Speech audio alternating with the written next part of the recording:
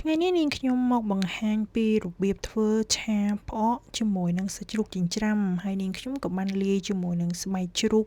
បន្តិចបន្តួចផងដែរអញ្ចឹងណាបងប្អូនហើយក៏មកអង្យូរមកមើលពីរបៀបធ្វើទាំងអស់គ្នា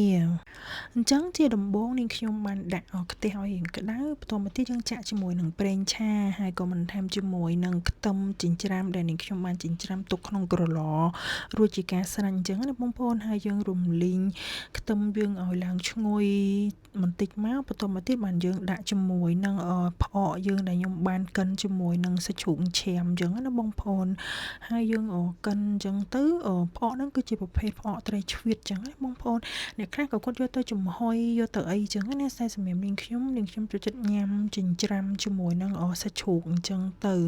ហើយពេលដែលយើងញ៉ាំអញ្ចឹងវាមានអារម្មណ៍ថាវាងាយស្រួលហើយគ្រឿងវាចូលគ្នាខ្លាំងអញ្ចឹងហើយដែលវាមានសាច់ជ្រូក3ជាន់រៀងខ្លាញ់អញ្ចឹងទៀតទៅវាឆ្ងាញ់អញ្ចឹងណាបងប្អូនហើយនាងខ្ញុំក៏បន្ថែមជាមួយនឹងស្ករត្នោតយើងអញ្ចឹងណាមកចុងសុភាទៅហើយក៏អត់ភ្លេចជាមួយនឹងម្ទេសយើងផងដែរហើយដើម្បីឲ្យកាន់តែឈ្ងុយនាងខ្ញុំក៏បន្ថែមជាមួយនឹងពងមាន់មកគ្រាប់ហើយក៏ទឹកត្រីបន្តិចដែរអញ្ចឹងណា